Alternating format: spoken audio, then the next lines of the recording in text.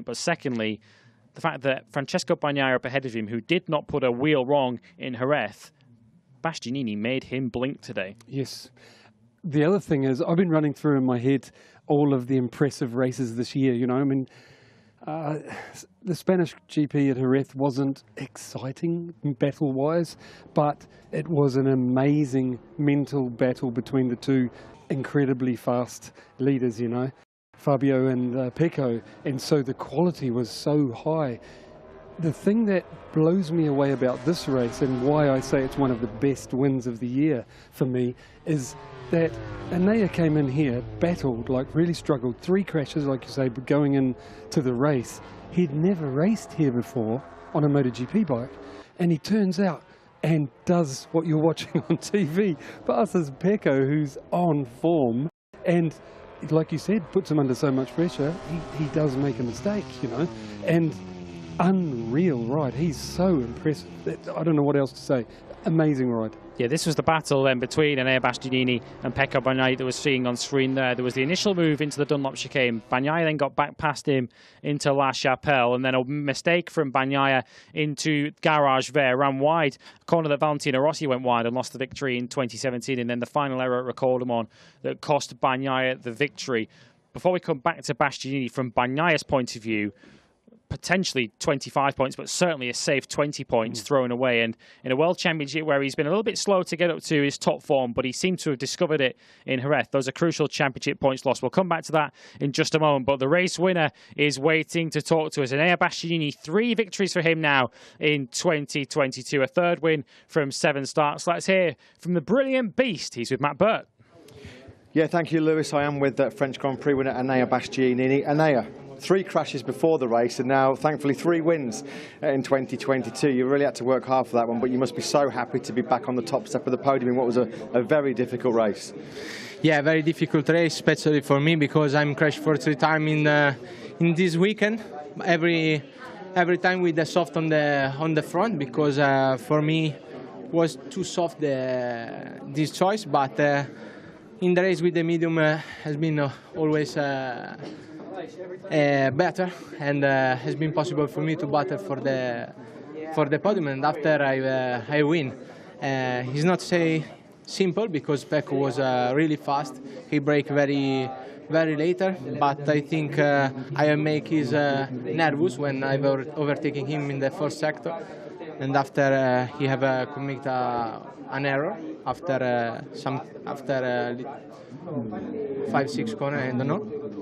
And at the end, it stayed fantastic for me to win today.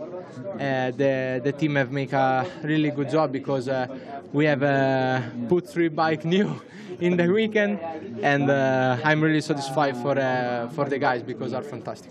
So much we could talk to you about that race, but the key moment clearly was lap number 21. You made that move on the inside of Pecco into turn 3.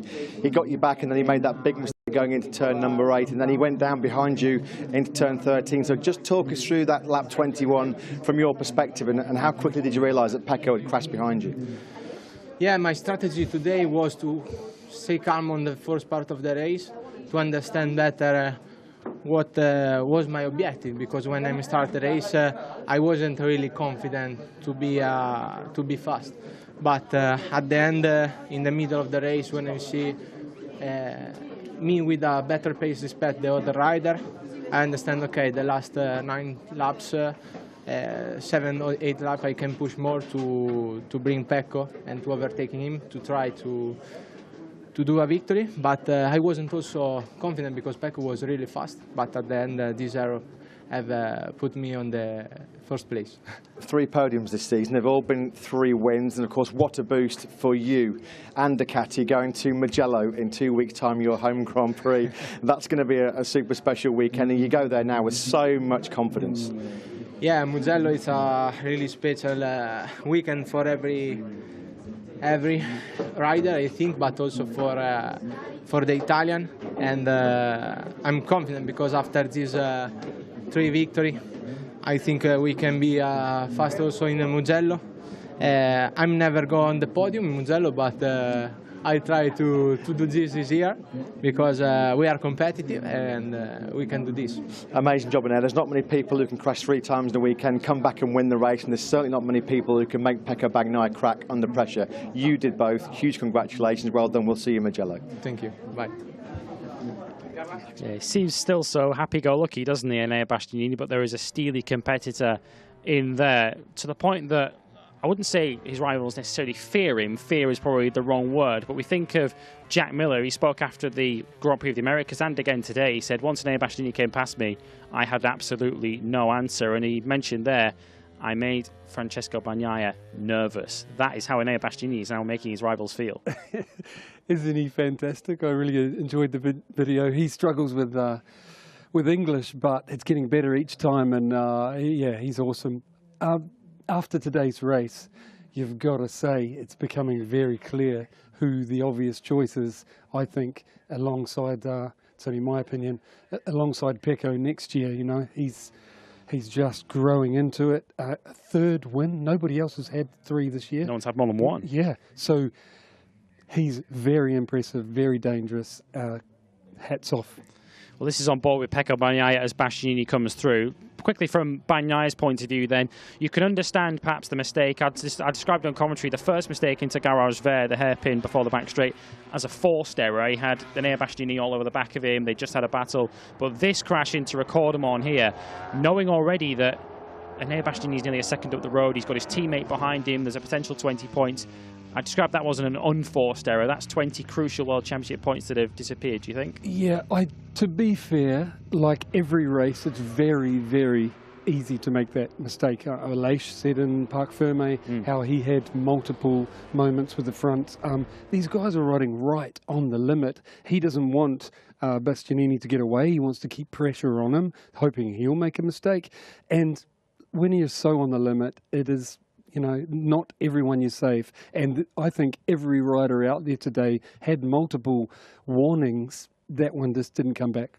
So Bagnaia now trails the World Championship leader by 46 points. Fabio Quartararo retains the World Championship lead. We'll talk about him in a second. But second place to Jack Miller today. Miller led in the early stages until Pecco Bagnaia came past him. A really good weekend for Jack. Of course, he was unable to simply match the pace of Pecco last time out in Jerez. And of course, we all know what happened to him in Portimao. So proof once again that you can't keep a good man down. I think Jack, to me, it did feel like Jack did have the pace today. I think he made that front soft call. He was the only one in the end on the podium, and including Bagnaia, who had already gone down. Bagnaia had the medium front. They all did in that battle except Jack. And I think it was a mistake today. I'm looking forward to hearing from him in case he brings that up. But the temperature had gone up a lot, enough that the KTMs could choose the hard. So I think the medium was the choice. Jack had a few falls on the on the medium, and he was worried about it. But I think the temperature was there. Jack had the pace. Awesome job, but I genuinely think he had even been closer with the medium. My gut feeling. Yeah, Pecco Bagnaia made a late change, didn't he, of course, to go for the medium front, having initially gone to the grid on the soft tyre. We heard the riders speaking in the cool-down room just before they went out onto the podium, and Aleix Espargaro was amazed. He was amazed that Jack Miller was able to make that soft front tyre work, but he's also making a real bid. Ducati know what Jack Miller offers them. Of course, Enea Bastianini, of course, who's one of his rivals for that seat next year, has gone and won the race, which, of course, will be in Jack Miller's mind. But Miller, once again, reminded Ducati exactly what they've got. He's a known quantity for them. They know exactly what he can deliver. They know he's a safe pair of hands. And they love him. He's consistently fast. He's very loyal, you know, to the team and his teammate. So all of that together, you're dead right. I just think to keep that top seat, I mean, I'm not Ducati, so I don't know if those things I just listed outweigh, you know, actually fighting for the championship. So, but if you're going to have want someone to fight for the championship, or have two guys doing it, I think Enea is going to be the man, you know. Jorge Martin's coming. I think he's just having a rough patch. He's also got that 22 Ducati, which might be helping the rough patch. But yeah, as they get that bike sorted, I think Jorge will float up. But right now, Enea's the man. Enea is the man. Jack Miller then finishing in second place. We'll hear from the Australian in just a moment. He finished in the end ahead of Aleix Espargaro. While we wait for Jack Miller down in the interview set, Aleix Espargaro, in fact, here he is. Jack Miller, right on cue, is ready to talk to us. The Australian then is being congratulated by his press officer. Second place for him, a second podium of the year for the Australian. Jack Miller, P2 for him today, and he's ready to speak to Matt Burt. Let's hand over to Matt. Yeah, thanks a lot, Lewis. Jack, I think that's what you call a rock-solid weekend. P2 on the grid, P2 in the race. Oh, hang on, I think we might just be having a couple of camera issues. We'll just get ready. Okay, yeah, we're ready to go. We'll start that one again. Take two here in Le Mans. Jack, I think that's what you call a rock-solid weekend. P2 on the grid, P2 in the race. 5 races so far this year and 7. You fought for the win or the podium. Today, you got the reward for all the hard work. It was a tough old battle, but you came out the other side and a really valuable 20 points in the championship, mate. Yeah, thank you. No, I mean, we're putting in a solid year. It's just, you know, okay, the crash in Portimao wasn't ideal. The bike, sorry for my English, hitting itself in Qatar wasn't ideal. We'll let you off. You know, but that's racing. We have issues like that, but we're only a third of the way through the year. We're putting together a solid year, I think, especially with how much up and down this year's going to be. We just got to keep working away at it. You know, today I took a gamble with that P front, with the soft front tyre, but it was just my gut feeling, my gut instinct. Every time I put the medium in this weekend, I crashed and was about the same time, 4 laps in, just couldn't get the thing to work, and then it would disappear on me. It felt mega leaving the box in the first 2 laps, and then I'd get no feeling or no warning of I was even close to crashing. So with the P, with the soft front tyre, I was getting a lot of good feedback off it. Okay, it's not as stable, you get a lot more understeer, a lot more locking, whatever. But I could read where I was on the tyre, and I could understand, okay, if I could push or not, but you know. And that's half the thing.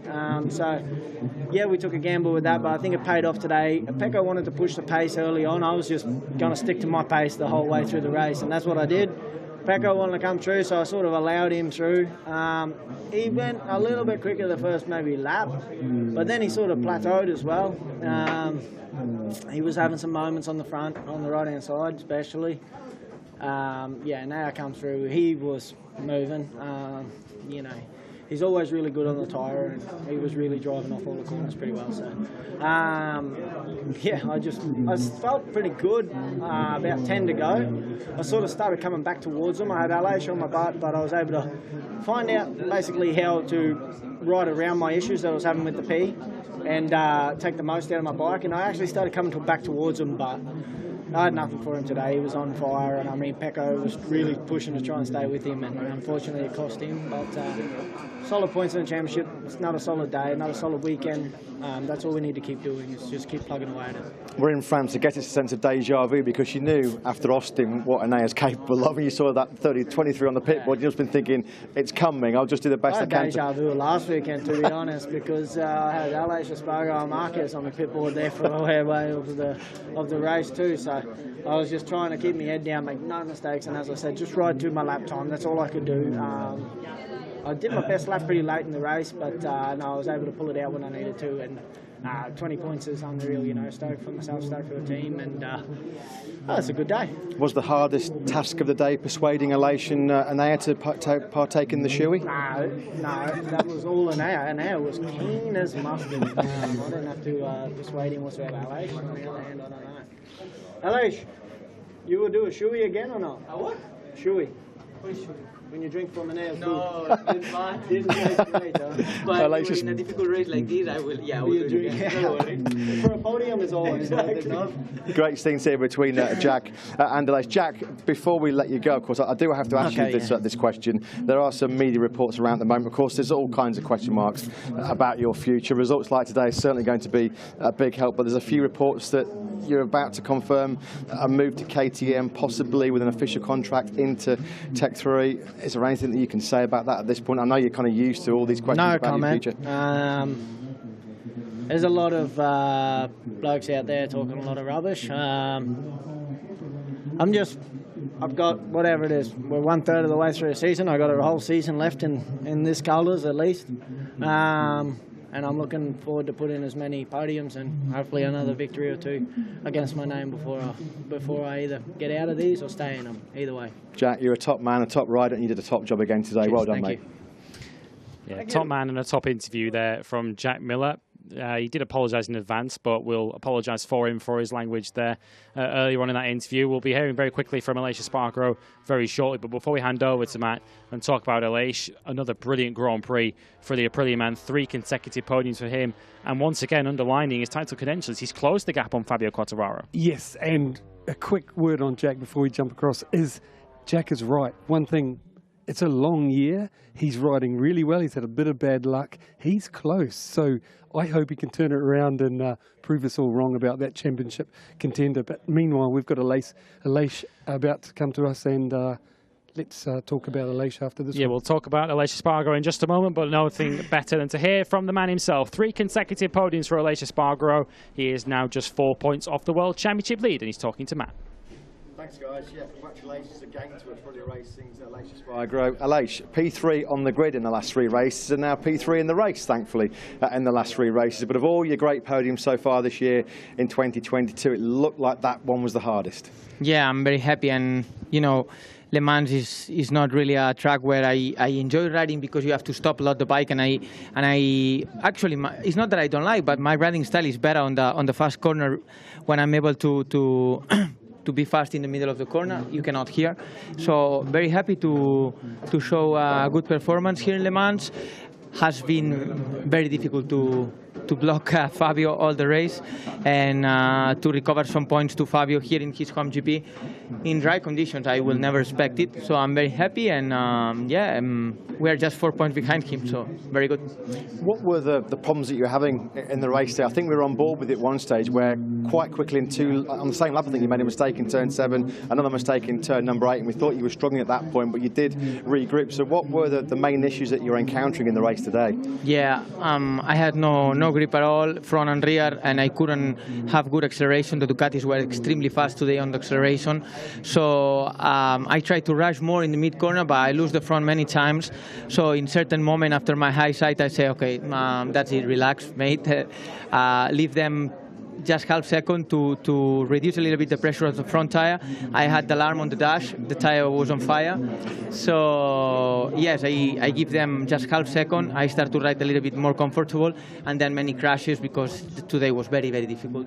So finally achieving the podium, and I saw also in the screens that Fabio was really pushing me, but I knew that if I do my race, I maintained a very fast pace without mistakes. He couldn't overtook me, so finally very happy. P3 in a race where you clearly had some problems just shows the progress that you and Aprilia have made this year. Now you go to their home Grand Prix in Italy, the fantastic Mugello circuit. As you mentioned, just 4 points behind Fabio Quartararo in the championship. Aprilia now lead the team championship. You said after Jerez it's a dream you don't want to wake up from, and this dream just keeps rolling on and on. I don't know really what to say. It's crazy what's happening. I have no explanation. I'm extremely happy with the level that I reach, how I'm riding, the stability, how I feel with this team, with this group of people. They give me the bike that I dream, the bike that I ask, all the changes that I asked on the pre-season last year, I have this year. So just hope to keep the momentum, keep enjoying. Believe me, I'm completely sure that we can fight for this title, but I'm not really thinking about it. I'm just trying to enjoy the moment, finish. I will try to finish in the podium every single race till Valencia, trying to win more races, and that's it.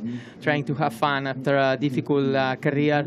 And yeah, I'm very happy. You must be having a great moment to drink Prosecco out of Jack Miller's boot. That kind of shows the good time you're having. Yeah, it was not the best Prosecco I drink in my life, but after a very difficult race, to share Prosecco on the podium, you drink whatever they give to you.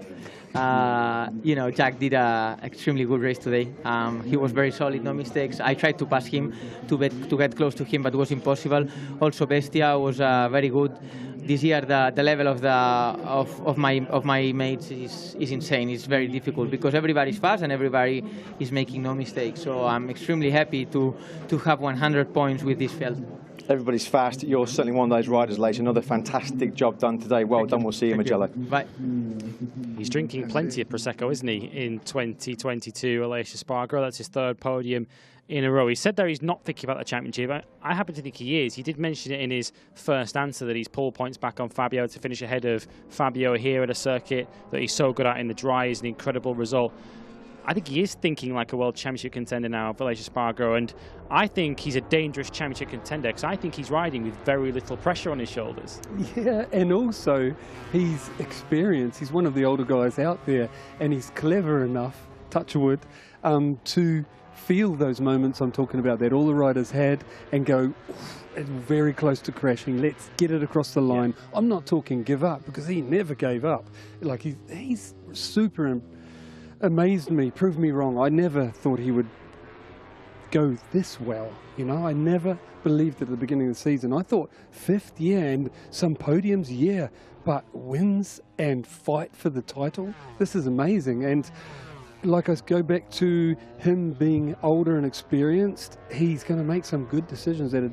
And while he's riding at that level as fast as the younger guys, and with an older, wiser head, you're right, he's dangerous. Yeah, he's just 4 points off the World Championship lead. The battle for the podium today could quite easily have featured 2 Suzukis in the end. Both Alex Rins and Joan Mir were in that leading group. Alex Rins made a brilliant start. He was in the thick of the battle in the early stages of the Grand Prix, and Joan Mir as well was just behind Aleix Espargaro for a lot of that Grand Prix. No points for Suzuki today, but both of their riders disappearing and bowing out of this Grand Prix in very different but very dramatic circumstances. Yes, I'm glad you brought up the Suzukis because, I mean, Joan always impresses me.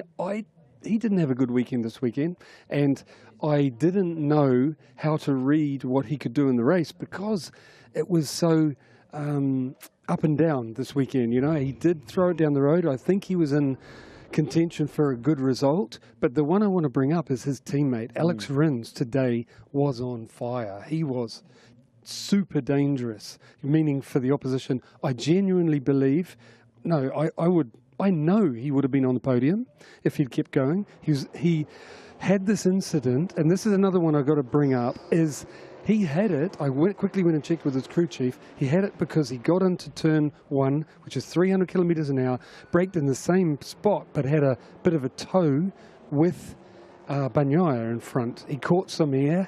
It's another scenario where the wings, I think, caught a rider out. I genuinely believe that. They do. They're telling me that, and I'm tired of hearing it. And it's making it difficult for the riders to get close to each other, so difficult for the battles we miss. I think without this moment, Alex would be on the podium. And it's not because I'm an Alex fan. I saw his pace, what he can do, how good he is at keeping the tyres going. I think he was a real danger. I put money on that we'd be within 2 seconds of the win today, wherever that put him.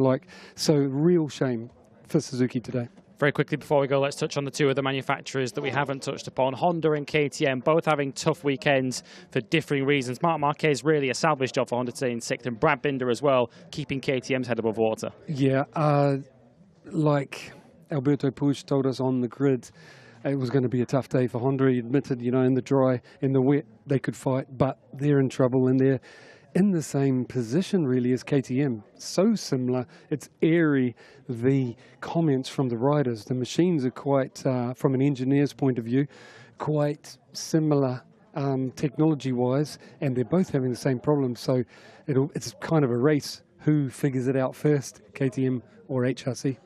Well, we'll see if we can get some answers to that next time out. The Italian Grand Prix at Mugello is next up in just 2 weeks' time, one of the most popular Grand Prix of the season on the calendar, so make sure you join us there. The press conference is coming up very, very shortly, but from myself and Simon Crafar, it's a huge thank you to you for watching, and we will see you in 2 weeks' time in Mugello.